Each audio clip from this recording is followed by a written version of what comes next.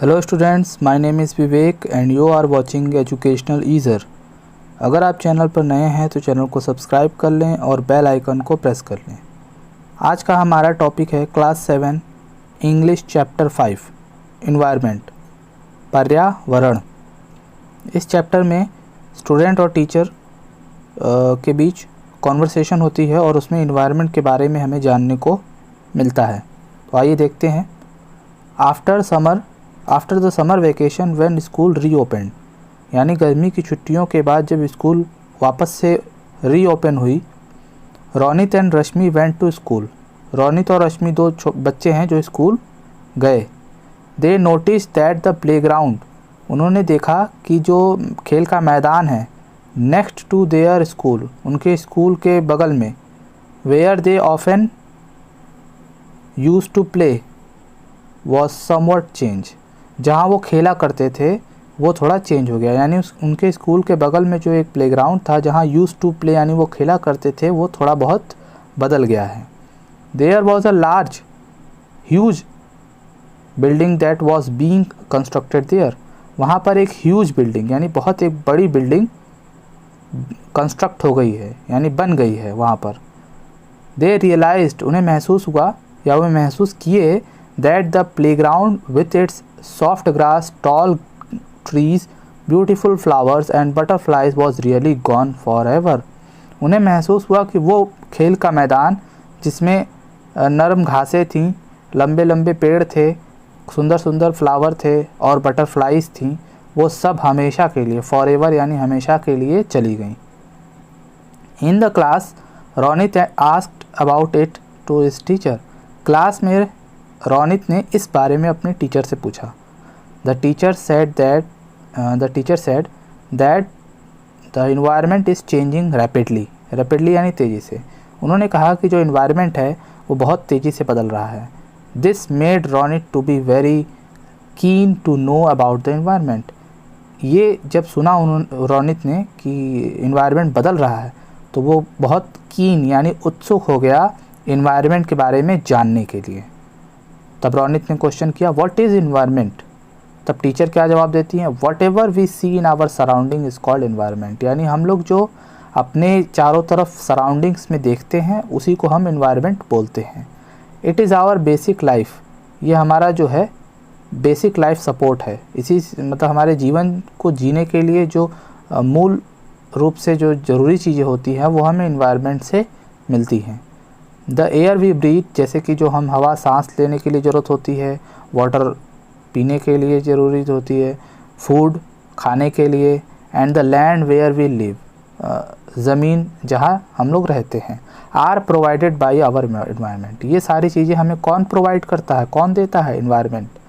तब रश्मि पूछती है, it means our school building, tables, chairs, mountains, rivers, trees, fields, man, animals etcetera, all parts of our environment. तब रश्मि कहती है कि इसका मतलब ये सारी चीज़ें हमारे इन्वायरमेंट का पार्ट है। देन टीचर क्या बोलती, येस हाँ, but some of these objects are created by nature, लेकिन इन सभी चीज़ों का जो तुमने नाम लिया है रश्मि, इसमें से कुछ चीज़ें नेचर ने दिए हैं यानी प्रकृति ने दिए हैं, and some are created by the humans, और कुछ जो है मानव ने बनाए हैं। Air, water, land, plants and animals comprise natural environment, यानी जो एयर है, वाटर है, लैंड है, प्लांट्स है, एनिमल्स है, ये सब क्या है? नेचुरल इन्वायरमेंट है, यानी प्रकृति वातावरण है, प्राकृतिक वातावरण। तब रोनित क्या कहता है, but ma'am why is our environment changing, हमारा पर्यावरण बदल क्यों रहा है? चलिए आप बता दिए इन्वायरमेंट क्या होता है, लेकिन हमारा इन्वायरमेंट बदल क्यों रहा है? तब टीचर क्या कहती हैं, because our needs are increasing day by day, क्योंकि हमारी ज़रूरतें दिन पर दिन क्या होती जा रही हैं? बढ़ती जा रही हैं। Human beings are modifying the natural environment, जो ह्यूमन बींग्स हैं यानी जो मानव हैं वो मॉडिफाई कर रहे हैं यानी चेंज कर रहे हैं किस चीज़ को? नेचुरल इन्वायरमेंट को। And at times even destroying, कभी कभी किसी समय पर वो उसे नष्ट भी करते हैं। आवर नेचुरल इन्वायरमेंट, हमारे प्राकृतिक वातावरण को। टू सेटिस्फाई देयर नीड्स, अपनी ज़रूरतों को पूरा करने के लिए ह्यूमंस क्या करते हैं, इन्वायरमेंट को चेंज भी करते हैं और उसको डिस्ट्रॉय भी करते हैं अपनी ज़रूरतों को पूरी करने के लिए। रश्मि कहती है how do human beings modify this natural environment, यानी ह्यूमन बींग्स कैसे इसको मॉडिफाई करते हैं, कैसे इसको चेंज करते हैं अपने अकॉर्डिंग। द टीचर जवाब दी the fumes of our car pollutes the air, जो हमारे कार से धुआं निकलता है, फ्यूम्स निकलता है, वो क्या करता है, हवा को पॉल्यूट करता है यानी दूषित करता है।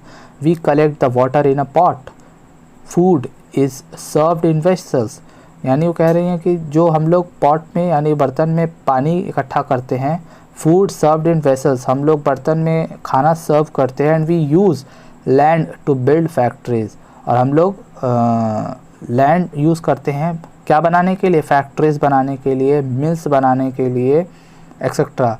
In this way human beings are modifying natural environment, यानी इन सब चीज़ों की ज़रूरतों को पूरी करने के लिए ह्यूमन बींग्स क्या करते हैं, नेचुरल इन्वायरमेंट को चेंज करते हैं। जैसे कि खाना खाने के लिए जो चीज़ें ज़रूरत होती हैं, वाटर रखने के लिए ज़रूरत होती है, लैंड हमें ज़रूरत होती है बिल्डिंगों के लिए। Air, water, land, plants and animal comprise the natural environment. Buildings, parks, flyovers, roads, industries etcetera are human made environment, यानी ये सब जो चीज़ें हैं, बिल्डिंग, पार्क्स, ये सब ये ह्यूमन ने बनाया है, इसीलिए इसे ह्यूमन मेड इन्वायरमेंट कहा जाता है। तब रोनित ने क्या बोला, how do human beings destroy our natural environment, वो हमारे नेचुरल इन्वायरमेंट को कैसे डिस्ट्रॉय कर रहे हैं, कैसे ख़राब कर रहे हैं या नष्ट कर रहे हैं। Human beings are destroying our natural environment mainly by felling trees to cater in their personal requirements। Human beings जो है डिस्ट्रॉय करता है नेचुरल इन्वायरमेंट को टू कैटर, पेड़ों को फेलिंग करके यानी पेड़ों को काट कर अपनी पर्सनल रिक्वायरमेंट यानी अपनी ज़रूरतों को पूरी करने के लिए पेड़ों को काट कर नेचुरल इन्वायरमेंट को क्या कर रहे हैं, डिस्ट्रॉय कर रहे हैं। यू नो, क्या तुम जानते हो, trees inhale carbon dioxide which humans and animals exhale, यानी ट्रीज़ जो है कार्बन डाइऑक्साइड को इनहेल करता है यानी वो सांस के रूप में अंदर लेता है, जो कि ह्यूमंस और एनिमल्स क्या करते हैं, सांस के रूप में बाहर छोड़ते हैं। यानी इंसान को जीने के लिए कार्बन डाइऑक्साइड की ज़रूरत नहीं पड़ती, लेकिन उस कार्बन डाइऑक्साइड की ज़रूरत ट्रीज़ को पड़ती है। When we exhale carbon dioxide in the atmosphere, जब हम कार्बन डाइऑक्साइड को एक्सहेल करते हैं यानी बाहर छोड़ते हैं सांस से, it creates a greenhouse effect, उसकी वजह से एक ग्रीन हाउस इफ़ेक्ट पड़ता है by trapping the heat radiated from the earth, यानी जो सन से हीट आती है ये कार्बन डाइऑक्साइड उसको क्या कर लेता है, उस हीट को ट्रैप कर लेता है यानी जकड़ लेता है, यानी एक तरह से उस हीट को रिलीज़ नहीं होने देता। It is called green house effect, इसे हम ग्रीन हाउस गैस कहते हैं, क्योंकि जो गैस होती है कार्बन डाइऑक्साइड जो होती है वो हीट को जब ट्रैप कर लेता है तो इसकी वजह से क्या होता है कि वातावरण गर्म होने लगता है। रश्मि क्या बोली, ma'am please tell us something more about greenhouse gas, ma'am हमें ग्रीन हाउस गैस के बारे में और बताइए। तब ग्रीन हाउस गैस क्या होती है, greenhouse gases are ingredients of the atmosphere, यानी वातावरण के वो इंग्रेडिएंट्स यानी उसके पार्ट हैं, हिस्से हैं, that add to greenhouse effect, जो कि क्या करते हैं, ग्रीन हाउस इफ़ेक्ट को बढ़ाते हैं। The greenhouse gases like carbon dioxide, methane and nitrous oxide are playing hazards in the present times, यानी ये तीनों जो गैसें हैं ये ग्रीन हाउस गैसेस हैं और ये क्या कर रही हैं, हैजार्ड यानी बीमारियां फैला रही हैं प्रेजेंट टाइम में, आज के समय में। When the level of greenhouse gas in the atmosphere increases, जो एटमॉस्फेयर में ग्रीन हाउस गैस जो है धीरे धीरे इंक्रीज़ यानी बढ़ती जा रही है। It affects the earth's weather and climate, और इसकी वजह से जो पृथ्वी पर वेदर मौसम है, क्लाइमेट है, उसमें क्या हो रहा है, वो प्रभावित हो रहे हैं यानी वो चेंज हो रहे हैं। It increases due to factory smoke और कार फ्यूम्स, यानी फैक्ट्री से निकलने वाले धुएँ, कार से निकलने वाले धुएँ, इन सब की वजह से भी ये जो एटमॉस्फेयर है और भी ज़्यादा गर्म होता जा रहा है। The heat retained increases the temperature of the earth, यानी ये जो हीट धीरे धीरे ये गैसेस क्या करती हैं, ट्रैप करती हैं, तो जिसकी वजह से अर्थ का टेम्परेचर क्या होता जा रहा है, बढ़ता जा रहा है।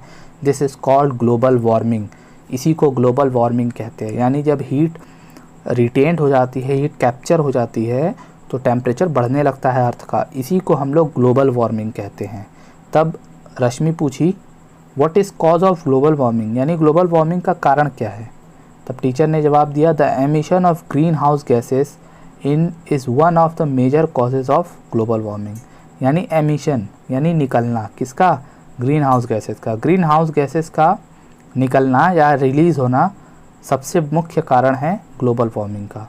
It causes the snow in the coldest part of the world to melt, इसकी वजह से जो ठंडे जगहें हैं, जो अर्थ की वो जगहें जहाँ पर पूरा बर्फ़ होता है, वो सब क्या बर्फ़ हो रहे हैं, पिघल रहे हैं, क्योंकि पूरे अर्थ का टेम्परेचर बढ़ता जा रहा है। जब टेम्परेचर बढ़ता है तो बर्फ़ पिघलने लगती है।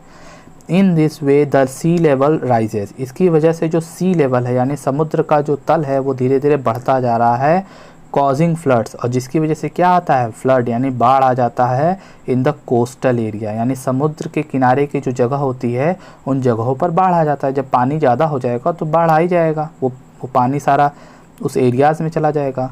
The newspaper report tells us, newspaper report हमें बताता है that global warming is doubling the rate of sea level, यानी ये जो ग्लोबल वार्मिंग है वो सी लेवल यानी समुद्र का जो पानी का लेवल है उसको लगातार बढ़ा रही है और डबल कर दे रही है, मतलब सी लेवल जहाँ तक है उसको डबल कर रही है अराउंड द वर्ल्ड, पूरे वर्ल्ड में। But attempts to stop it is unsuccessful, जो उन्हें रोकने का यानी उन ग्लोबल वार्मिंग को रोकने का जो भी तरीका है वो क्या हो रहा है, अनसक्सेसफुल हो रहा है। यानी कितनी भी कोशिश हम लोग कर रहे हैं, अटेम्प्ट कर रहे हैं, प्रयास कर रहे हैं, वो अनसक्सेसफुल हो रहा है। According to a US report, यानी अमेरिका के एक रिपोर्ट के अनुसार दिस विंटर 2005 की बात है कि इस winter was the warmest on record, यानी जो 2005 का साल का ठंडी का मौसम था वो सबसे गर्म दिन रिकॉर्ड किया गया था।